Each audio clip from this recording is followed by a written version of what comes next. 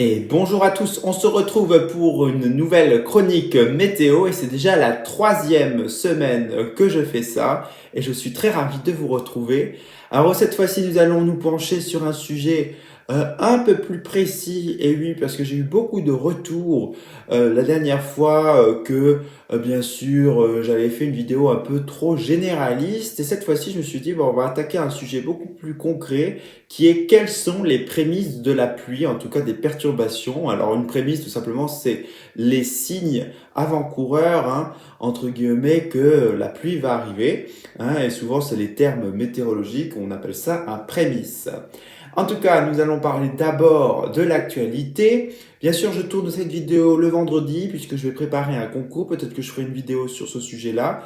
Mais en tout cas, donc voilà, donc c'est normal que l'actualité du week-end, ce qui se passe durant le week-end, hein, je ne peux pas la commenter. Donc, pour commencer, nous allons commencer avec le retour d'un temps instable pour la semaine prochaine et de la pluie sur l'ensemble du pays. Attention car c'est une forte dégradation, surtout dans la vallée du Rhône et ainsi que sur le pourtour méditerranéen. On attend des bons cumuls de précipitations.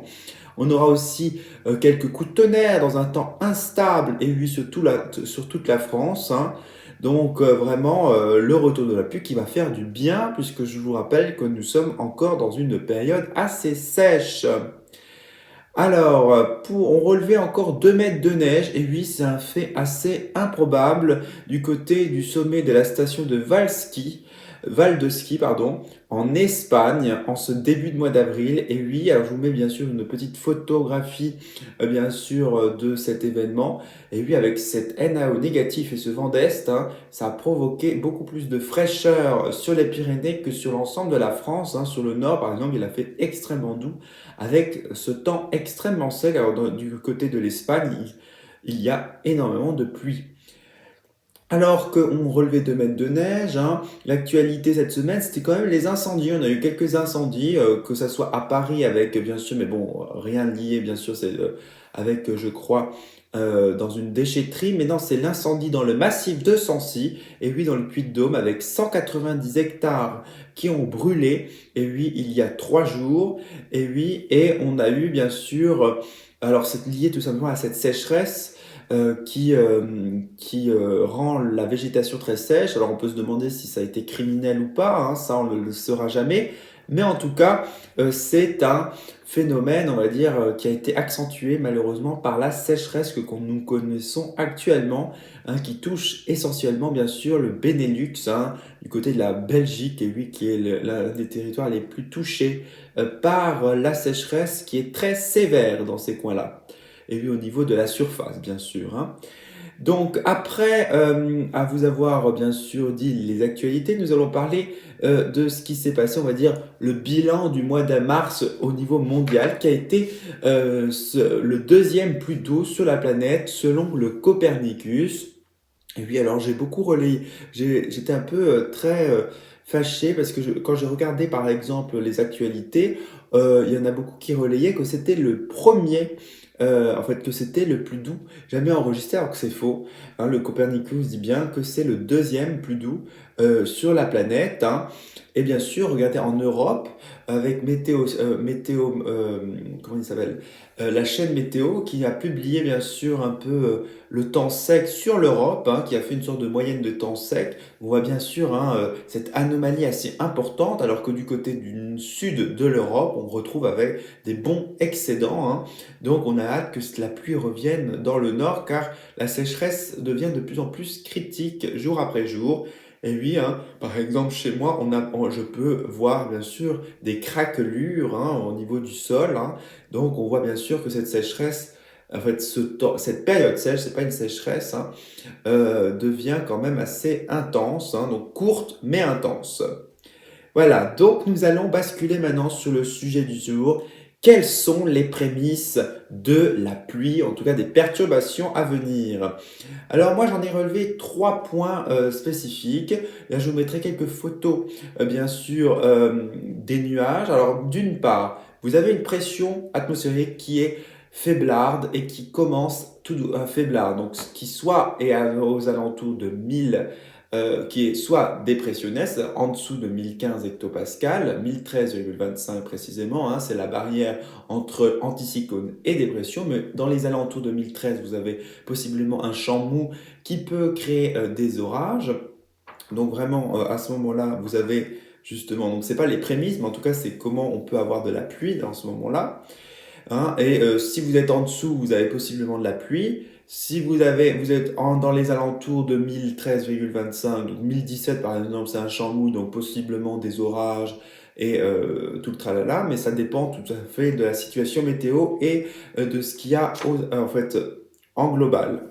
Donc, vous avez aussi ce qui peut prédire la pluie, c'est aussi l'humidité, puisque quand l'humidité augmente dans la masse d'air, c'est-à-dire on a un apport d'humidité dans la masse d'air, alors ça se voit concrètement par l'apparition de nuages et aussi une humidité, hein, si vous avez bien sûr un capteur d'humidité chez vous, hein, on voit que l'humidité augmente légèrement, elle reste souvent sèche, hein, mais vous allez avoir quelques pourcentages en plus.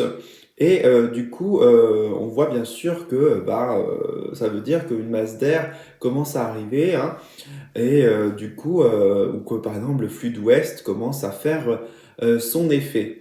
Alors, ce qui est très important, c'est surtout les nuages à observer dans le ciel. Quels sont les nuages finalement qui annoncent la pluie pour le lendemain ou pour les prochains jours ou une dégradation?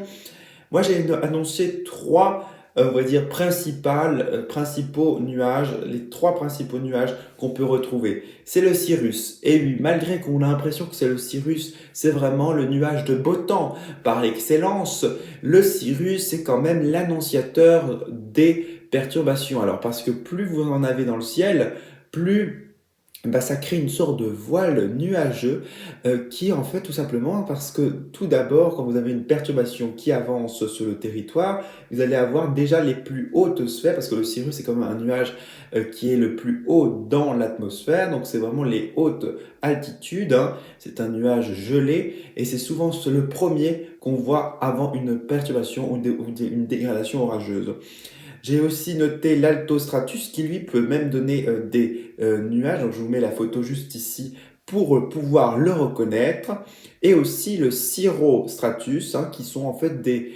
donc alto ça veut dire la moyenne altitude. Hein, donc c'est un stratus, ça veut dire un nuage qui est plutôt plat. Et alto c'est dans la moyenne altitude. Et le cirrostratus c'est pareil. Hein, donc voilà, c'est des nuages qu'il faut bien reconnaître, discerner. Quand vous voyez ça dans le nuage, c'est là où il faut sentir. Alors bien sûr, les autres nuages prédisent aussi la pluie, parce que quand vous avez un cumulus, ça peut donner des averses. Les cumulonimbus, ça donne excusez-moi, j'ai touché le micro. Et en fait, tous les autres nuages donnent de la pluie. Donc voilà, je voulais pas vous citer tous les nuages, mais en tout cas, ces nuages-là sont spécifiques à un temps souvent calme, mais qui, on va dire, annoncent la pluie pour les prochaines heures ou pour les prochains jours. Voilà, j'espère que je vous ai répondu à votre question. En tout cas, votre question, c'est moi qui l'ai posée, donc voilà. Mais bon, en tout cas, j'espère que vous avez appris quelque chose et que vous saurez reconnaître le retour de la pluie qui se fait dans les prochains jours. C'est pour ça que j'avais fait ce sujet, parce que je me suis dit, dans les prochains jours, nous aurons un retour de la pluie. Donc, on aura à scruter le ciel pour voir est-ce que, bien sûr, on a ces signaux. Alors, bien sûr, à l'heure d'aujourd'hui, j'ai déjà remarqué les signaux dans le ciel, donc ça veut dire que le temps commence à changer. Et oui. Donc sur ce, je vous souhaite une très bonne semaine et je vous retrouve la semaine prochaine pour une nouvelle chronique météo. Et c'est ça la météo!